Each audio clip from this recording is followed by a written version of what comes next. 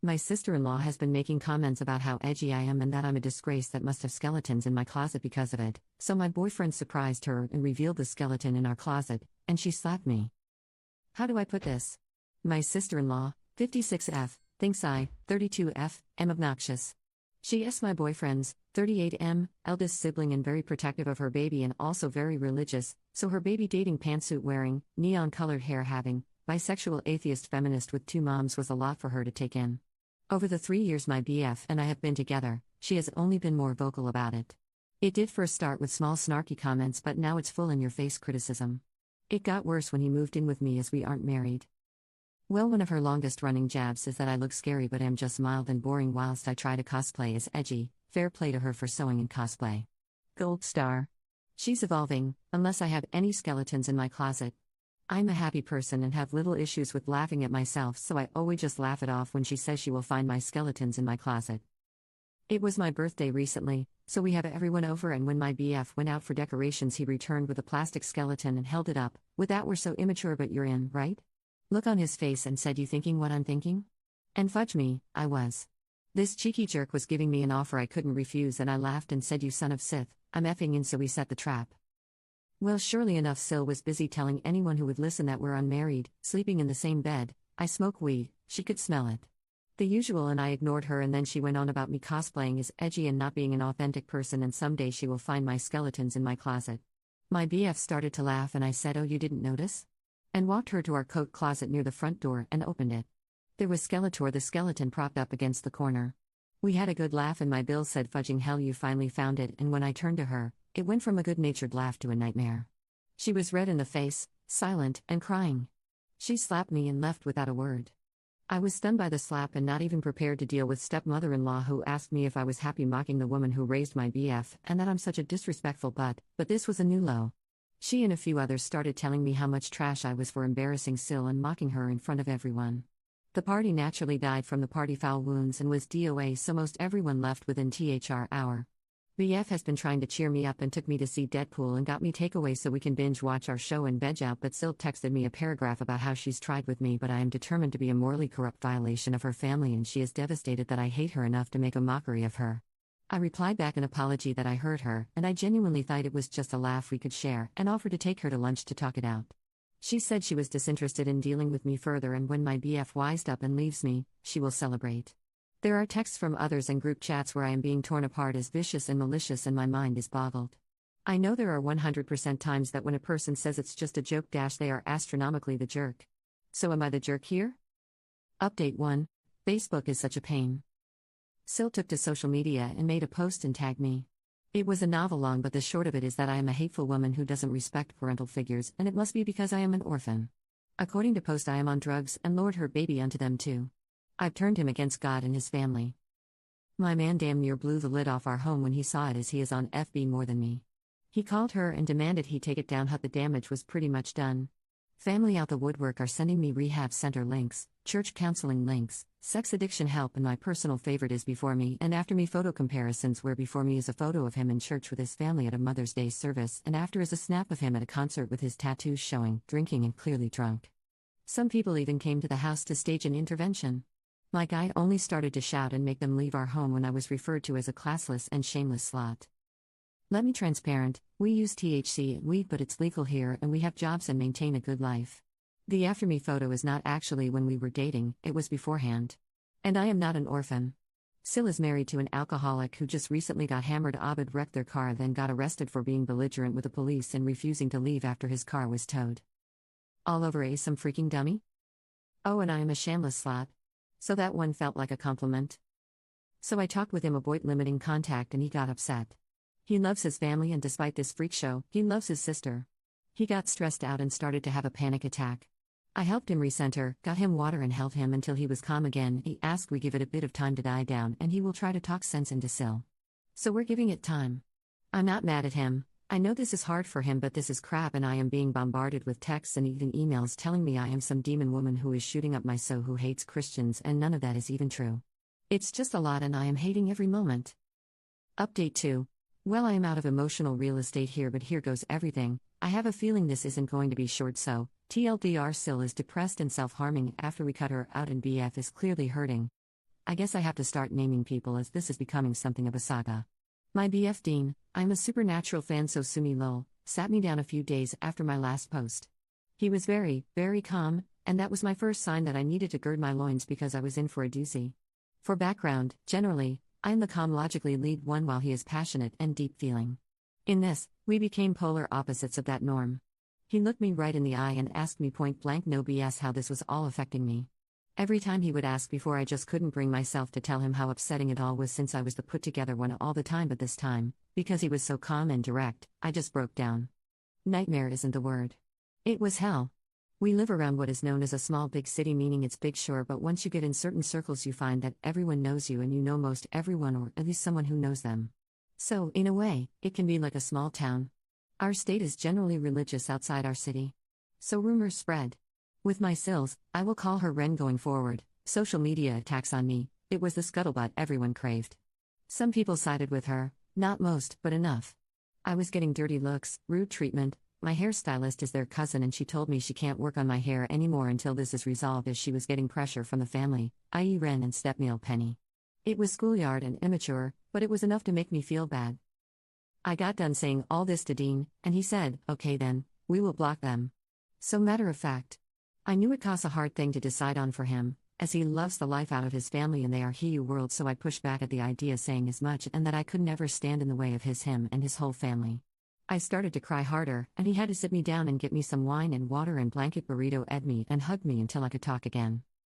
I said I couldn't live with myself knowing I made him choose me over his family, and he said I hadn't made him, they did. We then started talking logistics because he wasn't budging.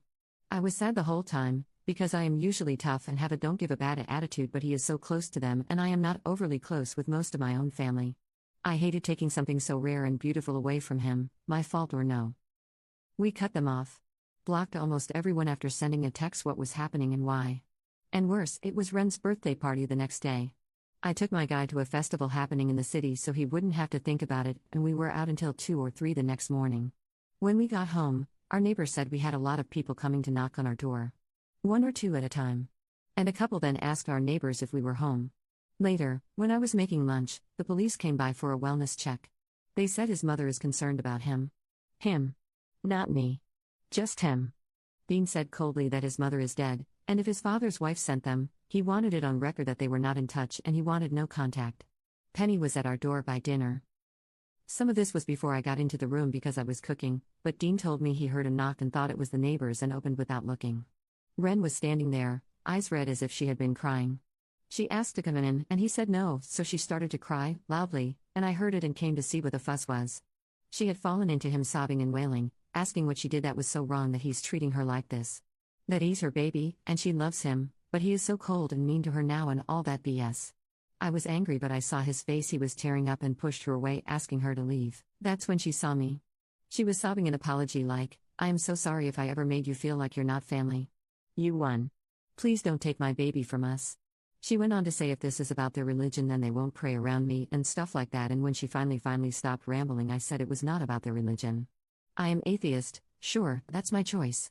But I don't mind people having faith in something. I actually somewhat envy people who do, as I just don't and probably can't. I told her it was about my treatment from her and others in the family. That I was cast as the villain for almost 3 years and I was prepared to grin and bear our whole natural lives, but then she gets nastier with me with a gossip mill, and above all that, she put hands on me. She had the absolute gumption, gal, to slap me, and the family collectively decided to let that slide. I won't tolerate physical abuse. I had an abusive ex. I won't be accepting that. Ever. Honestly, that was the singular thing that made me realize 2 things: she will never respect or care about me, and more, that I can never respect her ever from that moment on. It all just flooded out me. I never yelled. I was just firm and direct about it. This is what happened. This is the hurt you did, and here are the consequences. She practically collapsed in our home wailing by the time I finished, and she would interject, okay, you hate me, I get it, or I'm sorry. I'm so sorry, and things like that. I asked Dean to get her water, and he did. When he returned and handed her the glass, he said she should drink something, and she shook her head and said that she couldn't. We asked her if she hurt herself getting to the ground, and she just got really calm and wiped her eyes and had this weird frown, tears still streaming down. She told us that she came to apologize, and she apologized, but we've been clear we don't want anything to do with her or the family, and that breaks her heart. She can't eat or drink anymore because life is not worth living knowing Dean hates her. Dean shook his head but said nothing other than don't mistreat yourself like that. That's not fair. Then she just walked through the door and said that I won, he's mine, and to please take care of him for her. The moment the door closed, Dean started to cry. I tried to comfort him, but he pulled away. He said he isn't mad at me or anything, but that was just a lot, and he feels like trash. He told me he knew she was being manipulative, but he almost wanted to take her apology because it's just been so hard, and she will spin this somehow to make us look as callous and hateful as possible, and his father would be ashamed of him. A week goes by, and Dean has cheered up a bit. He apologized to me for crying, to which I said he never has to apologize to me for his feelings or crying or anything like that, and that I am proud of him for being rational in an entirely irrational moment. He is making friends and picking up hobbies where family events would be like instead of Mass and Sunday dinner. He goes to shoot hoops with a community group, he signed up for a patch on the community garden, and he's been taking the time he would usually take to hang out with Penny and help around the house to volunteer at the animal shelter down the way from our home. He came home this past Monday in a bad mood. He was honest that he was upset and would be bad company, so he needed space, so I obliged and went out with a friend. When I came home, he asked me to sit down and said he logged into social media, and a friend messaged him a post that Penny made about Ren asking for prayers. Ren was severely depressed and had quit doing much of anything according to the post, and she was suffering from the heartbreak of her life, but they didn't explain what that was. This friend of Dean's comment if there's anything we can all do, and Penny replied pray and nothing more. Yesterday rolls around and Bill Teddy calls, he's not blocked or cut off because he's been having our backs, to tell us Ren is in the hospital as she tried to take all of her meds at once. She's been asking for Dean. I told him that she's in the hospital, and he can go to her if she wants, and I even will go with him or not depending on what he tells me he needed, but he refused to go. He's been blue ever since, and I'm worried. Ren is practically a mother to him, so I know it's hard. I feel like trash because this is really all because I agreed to some stupid joke to fire back at hers. Normally, I would just say these are manipulation tactics, but to down pills out of spite is some next level commitment to the bit, and I feel like I've really shattered my man's world. I don't know if I need to give him time, or sit him down right now, or up our therapy, or take him on a vacation or what. He's my person. I hurt when he hurts. And we're hurting right now. Sorry this went so long, I guess I had more to say than I thought. Commenter 1. Does anyone else think she might be Dean's bio mom? There is an 18-year age gap between them. Commenter 2. Possible. I was 13 when I learned in an argument my sister was my mother and mom was my grandmother. Fudged me up for 20 years. Update 2. We've endured a lot from his family at this point. From them calling into my job to complain about me, to the police coming by because I am abusing him. I won't make this another War and Peace manuscript by typing all that happened out, but it's been a lot. Dean got a job elsewhere in the state. It's been a roller coaster for him. We talked it out and he accepted. He doesn't want to be near family anymore. Well, that Medusa of a woman found out and Teddy told us she's throwing a fit. So I just knew she would come around soon. I told Dean this and he looked at me and said, "You think so?" And I said, "I know so." So he came home that next day with more skeletons. They are propped up around the porch, in the yard, and next to the garage. They have names. He named them. Boney Stark, Meryl Monroe, Tibia Turner, he's given them backstories. The man has lost his mind, lol. Sure enough, she showed up. We have a ring cam now, so we both got alerts and saw her coming. He got up and said he would take care of it, so I just watched the cam and stayed in bed. He tells her to leave and she demanded to know why he was moving. She was blaming it on me, making it seem like I bullied him into the job and he needs to come to his senses and leave me. He refused. So she slapped him. Twice.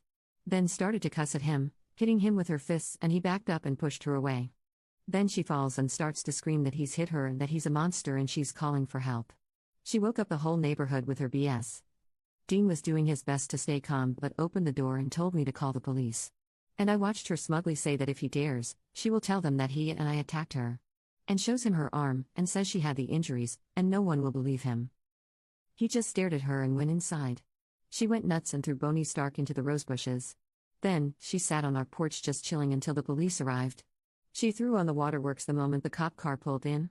She actually had gotten out of the chair meant for Boney, lay down on the stairs and started to cry. Police sorted this pretty quickly because as Oscar-worthy of a performance she gave, we had footage. It was my turn to be smug. I cast it on our large TV for all to see. She cussed me out saying I was a batch and a loser, a harpy who charmed her baby and lunged for me. Dean got in the way and told her to get the F out of our house and that she's disgusting and manipulative. He then said, "I'm not your baby. And you know what?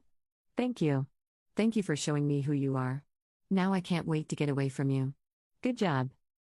I think she figured it all out in that moment because this time when she cried, I believed her. She just sobbed and the cops took her outside. We had her legally removed and put in a request for a restraining order. We currently have a temporary one for the case to be reviewed, but it expires after we move, so now we are just being careful about our information. Dean was really sad the first few days but now is excited. He keeps talking about the city we are moving to. It's very fun, odd, and has a lot of live music and events. I know he will mourn it once it catches up with him, and he's keeping busy to not think about it too much, but it is good to see him smile. I miss that. The family tried harassing us, but he would forward the footage and tell them if they don't want him to go fully NC to cut it out and keep her under control. Sometimes it makes him cry and other times it just makes him mad. I've asked if he wanted me to take over some of this and he says no. He just wants us to ride this out, pack up, and get settled in the city. Oh, and the skeletons are coming with us. Update 3. Turns out when you threaten to go no contact and follow through, tunes change. Sil can't contact us due to a restraining order, so she tried to lean on other members of the family. No one really buckled under that pressure aside from a stray mishap here or there, but we would be quick to block. Dean has been very protective since everything happened and we've since moved, and yes, we brought the skeletons and we have more now. It was fine all until Smeel contacted me directly asking me not to talk to Dean yet, but she is worried this has gone on too long. Sil had thought herself pregnant back in July, but it turned out not to be the case. But since then she has been insistent she is having a baby with Smeel and some other members of the family. Dean and I were not aware of this. Sil then, according to Smeel, accidentally called Dean her son in front of the extended family after we moved. This has put it in her head that this might be possible. I don't know quite what to do. I haven't told Dean about this yet because it's ridiculous and sounds too much like a soap opera or something. And he's finally in a good place and staying no contact. We are closer to my family, not related but the closest I've got to family really, and we've had a full social calendar since we've moved. I told a friend about this and she says I have to talk to Dean about this so he's not blindsided later, and I would normally agree, but I hate that this woman has been on our minds so much of the time all the time and don't want her to continue to ruin what we have. I'm going myself the weekend to figure out if I will tell him or not. In the meantime, I got him a new skeleton named Manfred from his favorite video game, hopefully to keep things light. Update 4. So Dean and I have moved. I started a new job here and Dean's been thriving in his. Since my last post it's been pretty quiet. I told Dean about the weird slip-up his sister said calling him her son. He didn't really react at all at first. About a month later, as we are moving, he packs our files and important documents and he went through them. He asked me if I thought it was possible and I just said I didn't really know. We made the conclusion over time that it could be true and it could simply not be true. By either way, the woman he calls his mother remains just that and he keeps her memory. Whatever his sister is biologically doesn't matter. He's cut off most of his family, and we've started to build a life here in our new city. Teddy visits sometimes, but it's mostly just me and Dean. We recently got engaged after we adopted a dog and he joked that now that we have a child, I should make an honest man out of him. It's a lot happening, but after we had our fun with skeletons at our new place, we literally dressed them for every odd holiday or legit holiday, doesn't matter to us, and added some wolf name tags and costumes. It's safe to say this is just tradition now. Last month, Teddy told us that Dean's sister punched their stepmother in the face. We don't know why, but we do know charges are being pressed. I guess it's good we got away when we did. So I guess this is my last update.